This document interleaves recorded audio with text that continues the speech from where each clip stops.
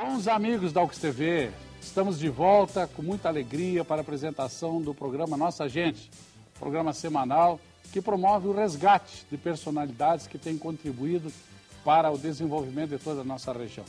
Nós temos o prazer de trazer hoje aqui um personagem, para mim, muito denso no aspecto cultural, no aspecto histórico, e que muitas pessoas ainda pensam que ele reside em Nova Petrópolis.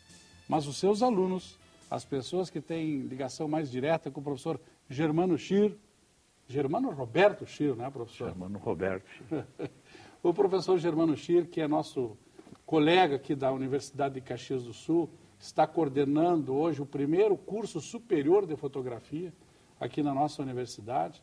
Coordena também outras atividades aqui, é biólogo, professor de genética, professor de ecologia, especialista na área do meio ambiente e que nos dá o prazer hoje de sua presença. Seja bem-vindo, professor. O prazer é todo meu. Eu sei que o senhor é meio arredio a entrevistas, mas... É que a gente faz fotografia e gosta de ficar no lado de cá da câmera, lá na frente, e atrapalha um pouco. Tá certo. Professor, o senhor está coordenando um curso da maior importância e muito atual nesta quadra da tecnologia, que é um curso de fotografia em nível superior. E eu, de imediato, já coloco uma questão, professor, que me aflige muito.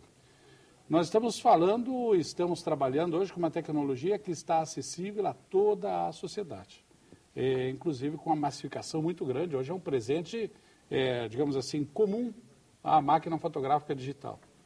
Eu queria lhe perguntar se esse fenômeno é um fenômeno que pode acabar com aquela fotografia tradicional. Como é que o senhor vê isso? Desculpa eu começar assim, de sola. De sola. Mas é um assunto que está à tona, né? Vem à tona toda hora. É o que mais se pergunta, inclusive os próprios alunos, né? Às vezes ficam atormentados com esse novo paradigma que surgiu há pouco tempo, né? Hoje a fotografia foi muito democratizada, todas as pessoas fazem o clique, né? E realmente é um assunto que merece uma grande reflexão, né?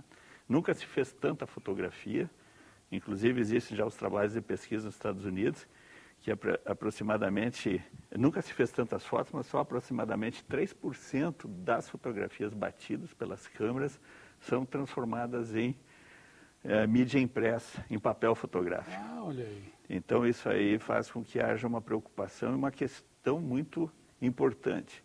E a documentação histórica fotográfica, como é que fica?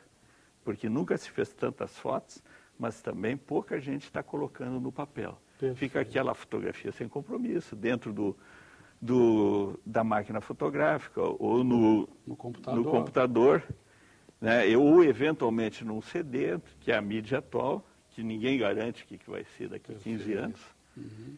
E que nos preocupa realmente o que vai ser, né, dessa fase, desse hiato, o que poderá surgir dentro da documentação. Agora que a fotografia digital veio para ficar e está fazendo com que os fotógrafos realmente se reciclem, repensem todo o seu, apesar de todo o processo ser o mesmo, só que o material que fixa a imagem, que grava a imagem que mudou, que em vez de ser a letras de prata, hoje são, né, as células fotoelétricas que gravam a imagem. Mas é uma pergunta pertinente, né? Eu não abandonei minha máquina, agora é analógica. Antigamente ninguém falava em analógica, agora virou analógica, né? E tenho todo um gosto ainda de fazer um filme com negativo. Mas as câmeras atuais aí são tão boas ou melhores na capacidade de armazenar imagens, né? Perfeito. Professor, que vínculo o senhor tem com a fotografia? Porque o senhor é um profissional da área da biologia, o senhor já estudou arquitetura, o senhor é para ser pastor, né? Também. Que vínculo o senhor tem com a fotografia? Porque me parece que parte da sua história tem esse conteúdo. Desde garoto eu recebi do meu pai uma máquina razoavelmente boa, assim, né? Uma câmera, uma caixinha da Bieca, da Vasconcelos, acho que eu tinha 10 anos, e sempre gostei de fazer como hobby, né? E, então, eu acho que eu conversei contigo em outro momento, que eu sou de uma família de fotógrafos, meu avô, meu pai, agora meu filho também. 4 gerações? Seriam 4 gerações. E com isso, então, com essa máquina eu comecei a desenvolver o gosto, fotografava os amigos, fotografava a natureza. Quando eu vim para cá, entrei no clube de fotógrafo, né, já em Caxias, acho que na década de... O clube foi fundado em 80, acho que em 81, 82, não sou fundador, mas sou dos pioneiros. Primeiros, né? Uhum. E aos poucos, então, o biólogo começou a virar fotógrafo também, porque num determinado momento a prefeitura de Nova Petrópolis, que eu tenho um vínculo, porque eu comecei a trabalhar lá como professor, me perguntou, tu não tem nenhuma... O prefeito até me perguntou da época, quando foi inaugurado o Parque Aldeia do Imigrante, me perguntou, você não tem uma ideia para fazer alguma coisa diferente aqui atrás no parque, que fica quase 150 metros de distância, né, lá da entrada. Uhum. Por exemplo, fazer fotografias de folclore. Eu digo, olha, folclore, eu não acredito que tenha mercado e interesse pessoal de colocar, né, os homens de calça curta e as mulheres com os trajes típicos das regiões alemãs. Mas o resgate da colonização, já tinha outras pessoas fazendo, né, da colonização. Até aqui no Brasil já havia gente fazendo, já tinha pessoas trabalhando com isso. E nos Estados Unidos e na Holanda, tem pessoal que resgata o faroeste, os holandeses, né, da cultura holandesa, dos tamancos de madeira. Então, foi lá que então eu comecei numa brincadeira. Eu pensei que era no Festival do Folclore. E o sucesso foi tanto que nas outras festas o prefeito perguntou, tu não quer voltar? O pessoal está chegando aqui, está reclamando que não tem um fotógrafo. E assim o biólogo virou fotógrafo, virou um compromisso. Perguntei com a minha família, disse, olha, vocês aceitam nós irmos sempre nos fins de semana para Nova Petrópolis? Então foi uma reunião de família, né? Daí nós colocamos assim a questão, já que alguns têm chácara, nós temos o parque. Né? Então nós reunimos o útil ao agradável, né? É um lugar agradável, onde eu estou, bem na aldeia do imigrante. Então, e hoje eu sou fotógrafo. Perfeito. Também. Professor, os Schier são alemães, né? Procedência alemã. O meu sobrenome, Dois Ustremados, é um nome holandês. Mas como meus ancestrais vieram da Holanda para a Alemanha, então meu sobrenome é um sobrenome holandês. Mas meus pais vieram adultos, né, em 24 para o Brasil. Né? Meu pai veio, ficou um tempo, depois foi para os Estados Unidos. Mas a minha mãe, eles não se conheciam, se conheceram aqui na cidade de Juí. Ela ficou, mas na época que o pai e mãe estavam no Brasil, se conheceram, o pai foi querer fazer um pé de meia lá, voltou para buscá-la. E daí a turma da família, não, fica aqui tá bom. Ele era decorador então tinha aquelas feiras de indústria, comércio. Na região, acho que Passo Fundo também tinha, Cruz Alta, indústria, comércio, pecuária. Então não tinha ninguém que fazia decoração de estandes, né, de exposições na década de 30, né? E daí ele achou que tinha um nicho ali, ficou e abandonou tudo que tinha nos Estados Unidos. Né? Aliás, sobre a passagem do seu pai pelos Estados Unidos, tem algo muito interessante, né? Porque ele foi cenarista, né? E ele teve uma relação muito próxima do cinema. Naquela época o cinema era algo novo. Realmente, o meu pai assim foi um aventureiro. Ele era decorador, então ele foi no navio trabalhando como cozinheiro, fazia panqueca, fazia de tudo um pouco para poder viajar pelo mundo. E nos Estados Unidos ele trabalhou com decoração em Nova York, e depois ele foi para o Oeste. Então em Los Angeles, com a explosão do cinema, ele trabalhava numa empresa de publicidade onde ele era letrista daquelas placas que colocavam na frente e atrás. Né? Certo. E os atores naquele tempo não tinham toda essa condição que tem hoje. Então, ele foi letrista do Gordo e o Magro, né? Daquela dupla que andavam na rua e faziam propaganda assim também. Né? Certo. E dali ele foi convidado também para ser cenógrafo, né, de algumas grandes empresas que aí naquele tempo estavam começando. Então, ali que ele começou também a fazer fotografia, porque ele fazia filmes dos Três Patetas, do Gordo e Magro, ele trabalhava como cenógrafo, fotografava, né? E para dar continuidade, eu não sei qual é o termo certo, quem trabalha com cinema sabe, mas ele fotografava a cena para continuar em outro dia.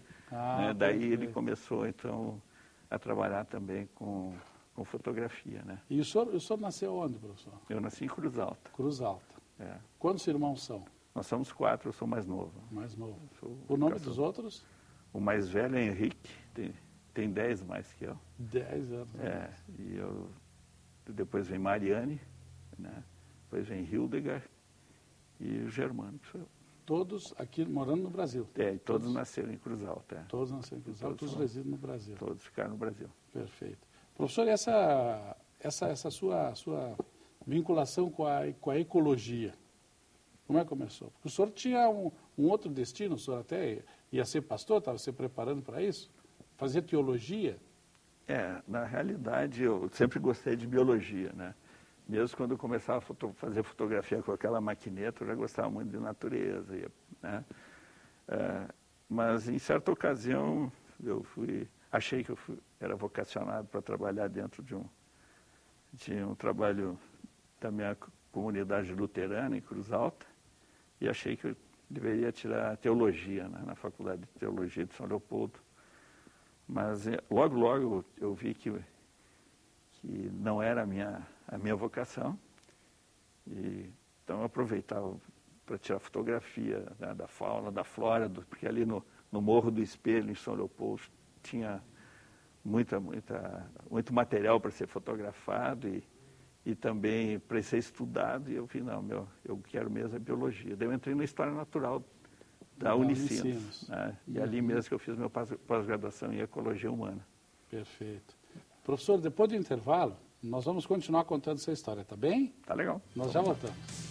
Nós estamos conversando com o professor Germano Schirr, um biólogo e fotógrafo. A essa altura, nós já não sabemos mais exatamente o que ele faz mais. Tem um papel muito importante, o professor, na nossa universidade e fora dela, na comunidade. Um homem que fez trajetória em Nova Petrópolis, é cidadão de Nova Petrópolis, reside hoje em Caxias do Sul. Mas eu queria falar um pouquinho sobre a carreira do professor no aspecto acadêmico, professor. O senhor fez o curso da Unicinos, né, de Ciências Naturais, e o senhor teve um papel muito importante aqui também na nossa universidade, nesta área. Na realidade eu fiz curso de graduação em História Natural, que hoje seria Ciências Naturais ou Ciências Biológicas. Para ver como é diferente, até eu discuto com meus alunos hoje, como graduado, né, recém-formado, como graduando, como estudante, eu já recebi proposta para ser professor em Nova Petrópolis. Assim começou meu namoro com Nova Petrópolis, né, que eu morava em São Leopoldo. Tanto é que eu comecei a lecionar em escola de segundo grau, no Bom Pastor na linha Brasil, depois do Frederico Micaels, e como estudante, ia de carro, de Fuscão, lá para cima.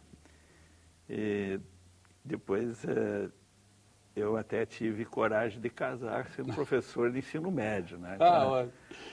Daí, quando eu terminei, eu tinha uma proposta, um convite do Instituto Nacional de Pesquisa da Amazônia, que eu fui trabalhar um ano, então, em Manaus, né, na pesquisa da ecologia tropical. Mas eu e minha mulher, nós não nos adaptamos muito à temperatura, à umidade. A sua mulher era daqui do Rio Grande do Sul? Ela era de Bento, mas eu conheci em Caxias do Sul, em São Leopoldo quando estudante, né? Ela era bancária, conhecia a minha... Qual é o nome dela? Era Eleusa, ela faleceu, né? Em 95, era Eleusa Alves, né? Então, dali, eu comecei então a trabalhar. Eu fiz o curso de pós-graduação em Ecologia na Universidade de Vale dos Sinos.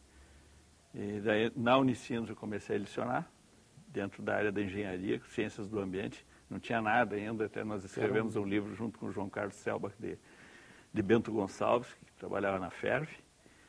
E mais tarde, quando criaram o curso de Ciências Biológicas aqui, daí me convidaram para fazer parte, junto com o Graziotin, o Léo Seger, né? Perfeito. Aquela turma que começou o curso de Biologia. Ainda hoje também tem o Ronaldo Vasson, que está aí ainda. Tá certo.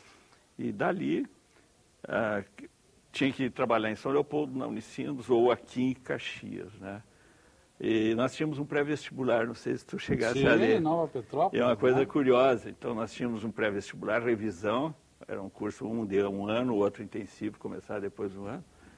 E nós não tínhamos pretensão nenhuma, mas vinha um ônibus de Canela, um ônibus de Gramado, né? Passaram a ser uma referência, era importante, porque de repente até era um orgulho para Nova Petrópolis ter um ônibus de Canela e um de Gramado vindo trazer os alunos para o pré-vestibular. E, em certa ocasião, no sábado à tarde, até eu recebi a visita de 2 professores, né? 2 professores vieram de pastinha, de gravatinha, eu lavando meu carro atrás de casa, sábado com o rádio ligadão, assim, daí vieram 2 professores. Um se chamava José Ivo Sartori e o outro Germano Rigoto. Os 2 do cursão, né? 2 do cursão. Daí eles vieram perguntar, você é dono do cursinho daqui? Eu digo, dono não, sou sócio e professor. Disse, pois é. Então são palavras dele, né? Nós viemos ver por que a nossa vertente da região das Hortênsias secou. Né? E daí nós conversamos um pouco né, inclusive daí eles nos fizeram um convite para trabalhar aqui no cursinho de Caxias, né? Os meus colegas sócios lá não estavam com muita vontade de continuar nessa área, então eu vim também para o cursão. No fim estava dando aula na UX, mais o cursão, mais ainda São Leopoldo, então para Nova Petrópolis só era dormitório. Certo. Daí em 78 eu decidi vir de muda com a minha esposa, ainda não tinha meus filhos, daí fui morar no bairro Cinquentenário, lá no condomínio Aldeia, né? Em 78. Né? Eu gostei muito daqui, construí minha casa aqui no bairro Petrópolis. Né? Quer dizer, saiu de Nova Petrópolis, veio para o bairro Petrópolis. Bairro Petrópolis. Quantos filhos, professor? Eu tenho 2. O Daniel, que está terminando arquitetura, esse ano ele se forma agora no fim do ano, e a Sabine, que já terminou psicologia no ano passado. Né? Perfeito. Os 2 fotógrafos também. Eles sempre me ajudaram, né?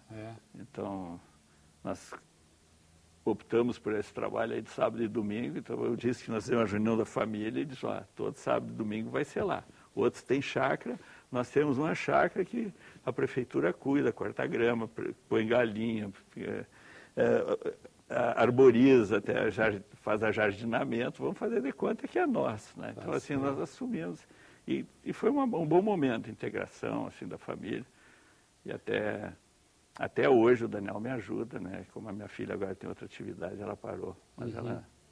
Professor, o senhor acabou sendo repórter fotográfico internacional em determinado momento da sua vida, mesmo sem querer? Acidentalmente. Acidentalmente.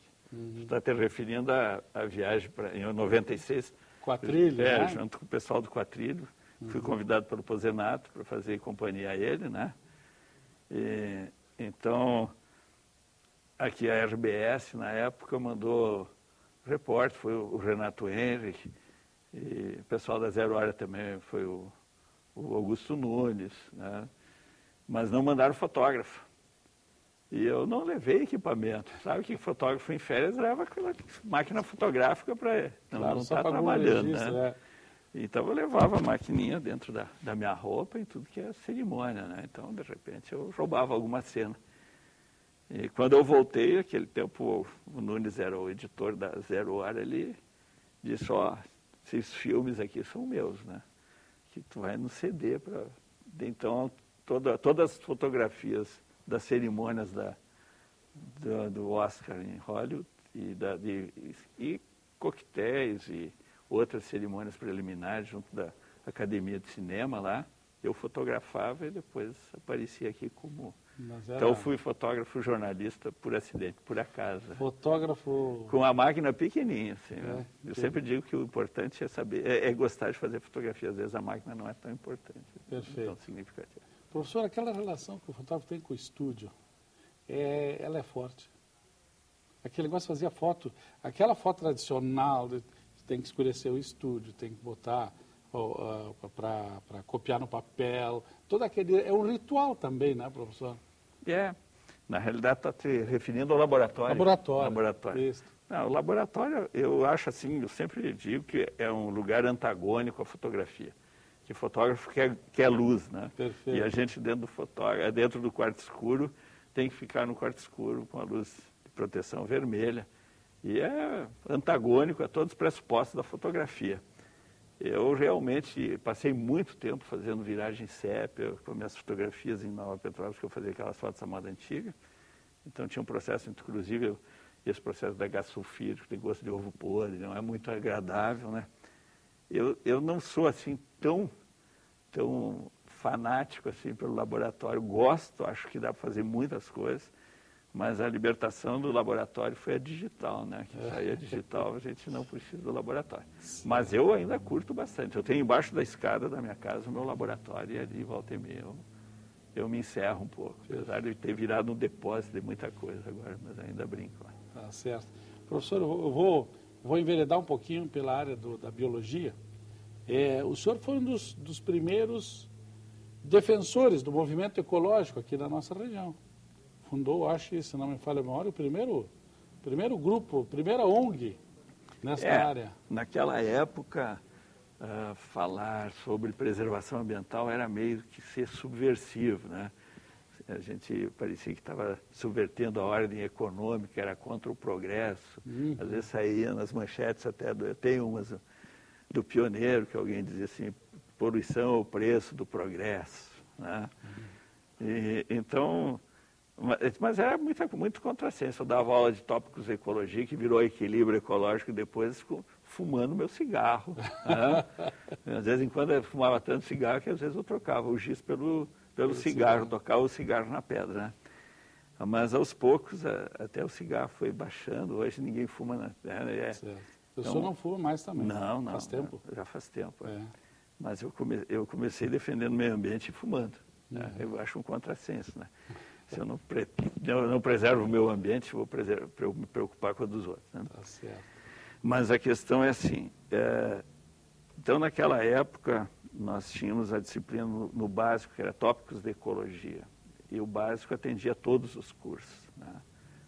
Era um bom tempo, apesar de ter alguns processos discutíveis dentro da proposta pedagógica do básico, mas era um lugar muito bom no Bloco E, onde diversos professores de diversas áreas se reuniam na sala dos professores e a gente ali eu sentia que era universidade aquilo, né? Que era filósofo, era sociólogo, era biólogo, né? E então era uma disciplina já de educação ambiental, né? Principalmente educação ambiental para todos os cursos e não só para a área da biologia, né? Então ali nós tínhamos outras pessoas preocupadas, nós sempre tivemos pessoas preocupadas com a questão ambiental. Caxias do Sul é uma cidade muito consciente com a questão ambiental.